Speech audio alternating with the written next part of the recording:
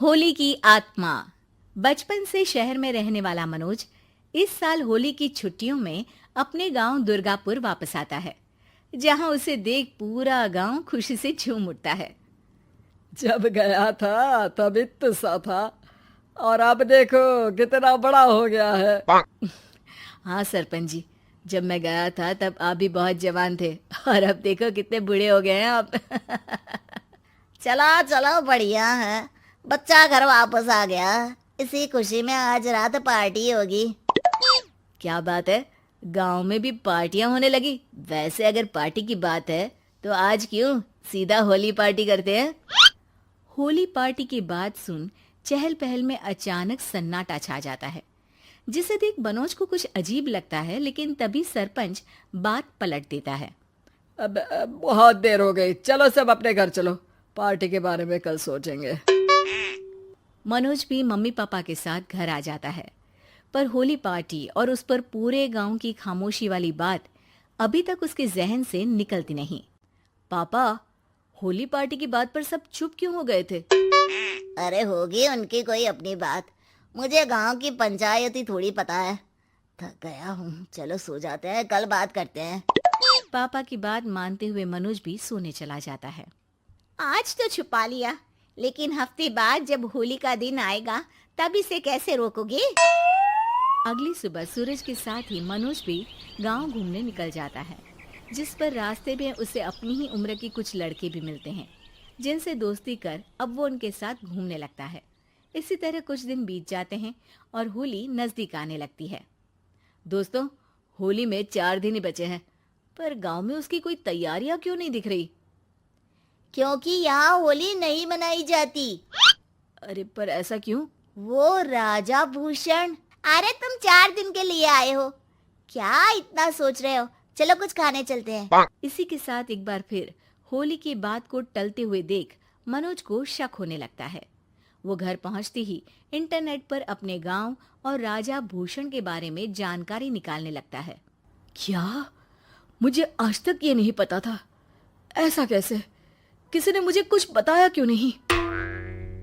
सारी जानकारी लेने के बाद मनोज गांव वालों या अपने मम्मी पापा से कुछ पूछे बिना खुद ही उसकी सच्चाई के बारे में छानबीन करने लगता है, जिसके चलते वो राजा भूषण की हवेली में पहुंचता है। वाह, क्या हवेली है यार। पर क्या यहाँ सच में कोई भूत है? हेलो भूत जी, कोई है क्या? हम इस साल गांव में होली सेलिब्रेट कर रहे हैं, क्या आप उस पर थोड़ा इंटरव्यू देंगे? मनोज के ऐसा बोलते ही गांव में तूफान उठ जाता है और हवेली में रखी सारी चीजें हिलने लगती है। एक अदृश्य शक्ति मनोज को धक्का देकर हवेली से बाहर निकाल दरवाजा बंद कर लेती है। ये सब देख मनोज हैरान रह जाता है। क्या अभी मुझे हवा ने धक्का देकर बाहर निकाल दिया? मेरे होते हुए इस गांव में कभी होली नहीं मन सकती, इसलिए दोबारा ऐसी कोशिश भी मत करना, अंजाम बुरा होगा। आवाज सुन मनोज हैरानी से इधर उधर देखने लगता है, पर उसे कोई दिखाई नहीं देता। वो गांव वापस आ जाता है, जहां तूफान की वजह से सब कुछ तहस महस हो चुका होता है।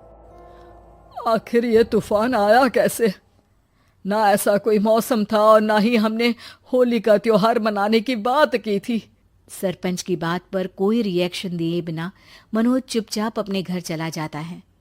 इस तरह देखते ही देखते होली का दिन भी आ जाता है और मनोज रंग लेकर गांव में निकल जाता है, लेकिन गांव पूरी तरह खाली होता है।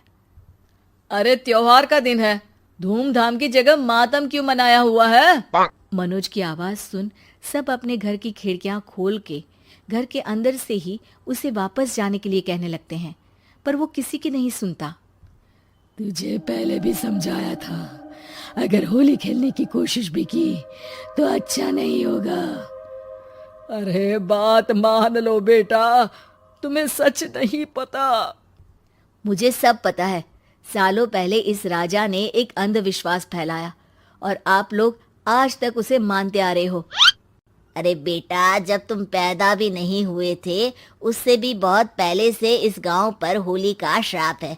अगर गांव में होली का त्योहार मनाया जाता है तो प्रलय आना पक्की बात होती है। राजा भूषण इस सब में नहीं मानते थे और त्योहार मनाने लगे, जिसके चलते होली वाले ही दिन पहले उनके बेटे की और फिर उनकी मृत्यु हो गई। तभी से गांव की रक्षा के लिए उनकी आत्मा उस हवेली में रह रही है। सबकी बातें सुन मनोज उलझन में पड़ जाता है। सोचना भी मत मनोज, अगर तुमने इस परंपरा को तोड़ने की कोशिश भी की तो उसका परिणाम इस गांव और गांव के लोगों के लिए अच्छा नहीं होगा। मुझे भी यकीन नहीं हो रहा कि आप लोग एक बेतुकी बात को मानकर सालों से रंगों के त्योहार को मातम की तरह मनाते आ रहे हो। मनोज किसी की कोई बात ना मानते हुए पूरे गांव में रंग बिखेर देता है, जिसके तुरंत बाद वहां तूफान के साथ बिजलियां गरजने लगती है। अचानक मौसम में ऐसा बदलाव देख जहां मनोज कंफ्यूजन में आ जाता है, वहीं गांव वाले डर से सहम जाते हैं।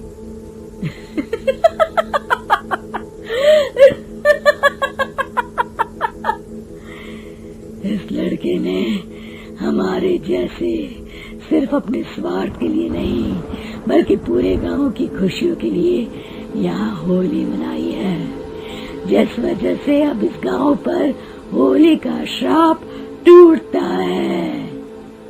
ऐसा बोलकर राजा का भूत वहां से गायब हो जाता है, जिसके बाद गांव के लोग धूमधाम से होली मनाते हैं। खुशियों के रंग गांव में बिखरे ही होते हैं कि अगली सुबह अचानक मनोज कहीं गायब हो जाता है और एक बार फिर गांव में होली का नया राज शुरू हो जाता है।